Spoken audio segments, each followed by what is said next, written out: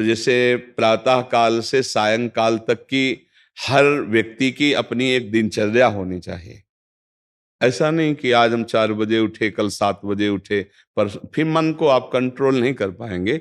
मन के लिए एक दिनचर्या होनी चाहिए कि हमको 10 बजे सोना है, 4 बजे उठ जाना है, तो फिर 4 से 4:15 नहीं होना चाहिए। 4 बजे उठ जाना, ऐसा नियम बना ले। और उठ करके हमको थोड़ी देर नाम जप करना है, थोड़ी देर हमें वाणी जी का गायन करना है, थोड़ी देर हमें ध्यान, एक अपनी दिनचर्या। फिर हम अपने संसार के कार्य के नियम, जो संसार के कार्य हैं, उनको भी करते हुए भगवान को समर्पित करें। जैसे जो पद में है, जो आपको राष्ट्र सेवा मिली है, जो आपको समाज सेवा के पद मिले हैं, या आपको जो घर की सेवा के कार्य मिले हैं, उनमें बहुत धर्म पूर्वक आचरण होना चाहिए।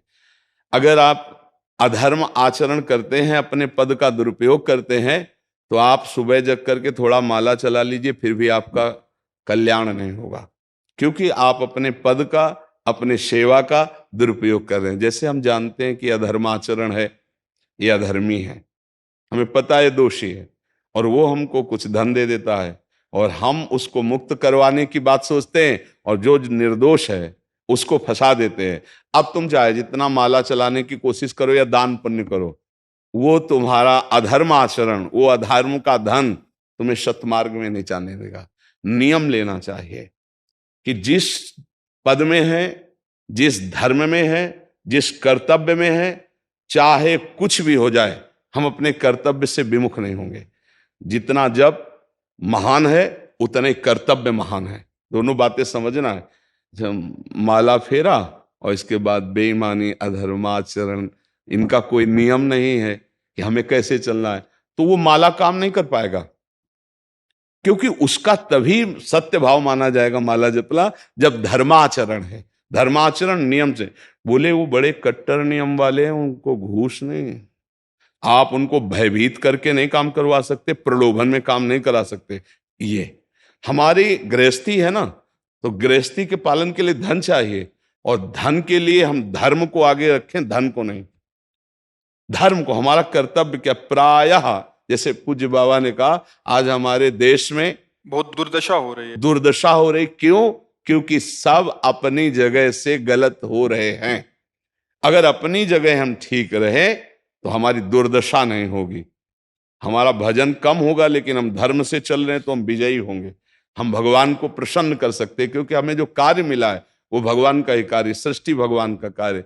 जैसे नए बच्चे कुछ वकालत पढ़ रहे थे, तो यहाँ आके प्रश्न किया था कि हम जानते हैं कि वो दोषी नहीं है, हम जानते हैं कि वो दोषी है, पर दोषी हमें पैसा दे रहा है, तो हम वकालत पढ़ी इसीलिए, हम उसको जिताएंगे, तो ये क्या कोई पाप है? तो उनका खुला पाप है। बोले नहीं, हमारी कोई ऐसा कंपनी दो, ऐसा कुछ बोले कि हमारी कंपनी को ये सिखाया जाता है, तो हमको तो ये करना ही होगा, अगर नहीं करेंगे तो हमारी वकालत का मतलब क्या रहा? तो नहीं, वकालत का मतलब अधर्मी को मुक्त करवाना नहीं है। वकालत का मतलब अधर्मी के सबूत एकत्रित करके उसको दंड दिलवाना है, और धर्मात्मा को मुक्त करवाना है। अब इसके लिए आपके पास अर्थव्यवस्था अगर कमजोर भी है, तो धर्म व्यवस्था आपकी पूरी है। धर्म व्यवस्था ठीक है तो परिवार स्वस्थ रहेगा, सुखी रहेगा, भगवान आप पर प्रसन्न रहेंगे। अच्छा, फिर हमने तर्क रखा कि जैसे आपकी बहन के साथ कोई गलत व्यवहार करे, वो आपको पता है, और वो आपको 10 लाख रुपया घूस दे, तो क्या आप उसका पक्ष लेंगे? नहीं। तो फिर दूसरी बहन के साथ किया है। अब यहां विचार करना है ना, अपने भाई का अगर कत्ल किए हो, मुझे पता हो कि ये दोषी है, तो क्या हम पैसे से उसको मुक्त करने देंगे? लगेगा कि जान की बाजी लगा देंगे, और तुम्हें हम ऐसे ही एक गरीब आदमी की किसी ने हत्या की है, तो आपका पक्ष बनता है। पर यह ज्ञान कहां मिलेगा? बिना अध्यात्म के ये ज्ञान तो मिलेगा नहीं। ज्ञान तो इस बात का मिला कि कैसे पैसा कमाया जाए। अच्छा, वो पैसा यदि अधर्म से आया है तो आपकी दुर्दशा कर देगा, आपकी बुद्धि भ्रष्ट कर देगा। तो जो बाबा कह रहे हैं कि आज हमारे समाज की बड़ी दुर्दशा हो रही, उसका कारण यही है कि हमें अध्यात्म का ज्ञान नहीं, हमें धर्म का ज्ञान नहीं, और बड़ी बड़ी गलतियां हो जाती है। बिल्कुल पता है आदमी निर्दोष है, और हम धन के प्रभाव से उसको दंड दे देते हैं। वो दंडा भगवान जब आपको पलट कर देंगे तो आप सह नहीं पाओगे, उसका परिणाम बहुत बुरा होता है। तो इसलिए समाज को चाहिए अपने अपने कर्तव्य का पालन करते हुए एक नियमावली बना ले। जैसे कुछ दुकानों का नियम होता है कि वहां फिक्स रेट होता है, नहीं होता? वहां ये नहीं चलेगा कि कसम से कहते हैं कि तुम्हें हम अपना जान करके कि 100 रुपया मीटर ये मिला है, हम बिल्कुल मुनाफा नहीं ले रहे। नहीं, झूठ क्यों बोल रहे हो? दुकान खोले हो मुनाफा के लिए, झूठ क्यों बोल रहे हो? नहीं लेंगे मुनाफा, हम जितने का लाए हैं उससे मुनाफा लेंगे, पर 120 रुपया मीटर देंगे, कपड़ा बढ़िया है, नाप फिट है, इससे नीचे नहीं उतरेंगे, हमें सफाई देने की जरूरत नहीं है कि हम कसम खाते हैं या ऐसा।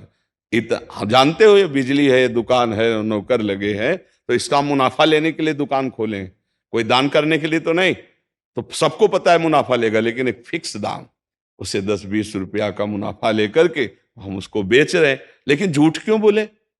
बोले झूठ के बिना धंधा नहीं चलता? नहीं, ऐसा नहीं है। अब असत्य बोलोगे तो उससे जो आपको मुनाफा मिलेगा वो आपकी बुद्धि भ्रष्ट करेगा, और सत्य है कि मुनाफा के लिए है वही चीज, और आप एक फिक्स रेट में दे रहे, बढ़िया है। अब अगर आप कोई मिलावट करके भोजन सामग्री दे रहे हैं, आपको पता है, तो जो खाने वाले के हृदय में बैठे हुए भगवान हैं वो तुम्हारे जीवन में मिलावट कर देंगे, तुम्हारा जीवन महान दुखमय हो जाएगा। ये कहां समझा जाता है? एक आदमी सिंथेटिक दूध बना रहा है, उससे कहो ये अपने बच्चे को पिला, नहीं पिलाएगा।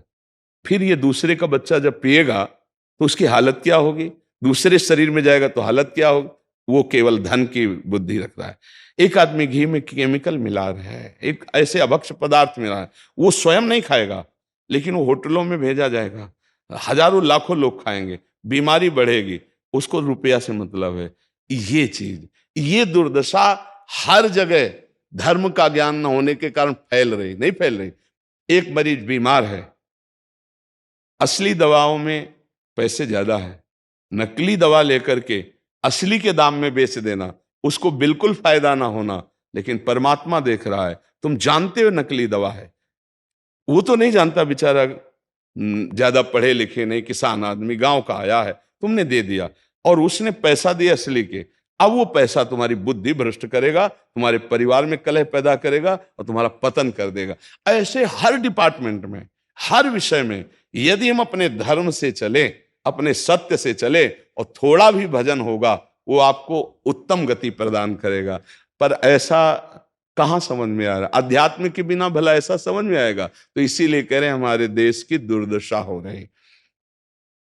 पूर्वजों में पहले यह था कि हमारा धर्म नहीं जाना चाहिए चाहे प्राण चले जाएं, हमारा चरित्र नहीं जाना चाहिए चाहे सर्वस्व नष्ट हो जाए।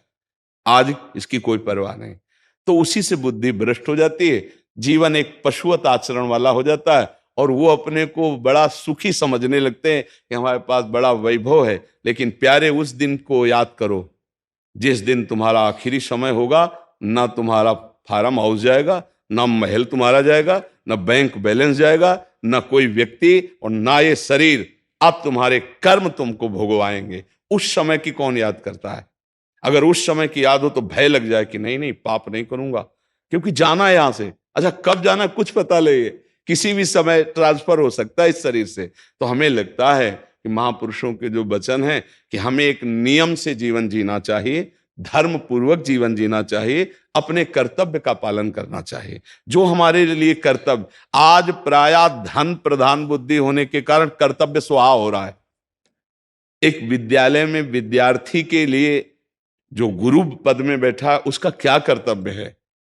वो अपने कर्तव्य को भूला हुआ है। भला छोटे छोटे विद्यार्थियों को, जिनकी नींव पूरे राष्ट्र सेवा में, समाज सेवा में बन सकते हैं, अगर उनको हम सही शिक्षा नहीं दी तो उनका पूरा जीवन बर्बाद हो जाएगा। अगर उनको हम गलत सपोर्ट कर दिए तो उनका पूरा जीवन बर्बाद, क्योंकि नया जीवन है। और जगह जगह अपने अपने कर्तव्यों का यदि पालन किया जाए तो पूरा समाज सुखी हो जाए।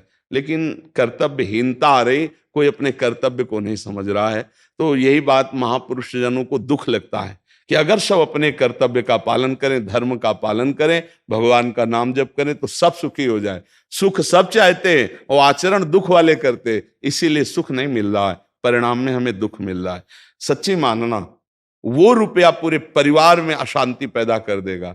और धर्म पूर्वक 100 रुपया लाओगे और 4-5 परिवार के बैठ के नमक रोटी खाओगे, आनंद से सोओगे, बड़ा प्यार रहेगा, भगवान की कृपा रहेगी। पर ये बात समझ में नहीं आती है।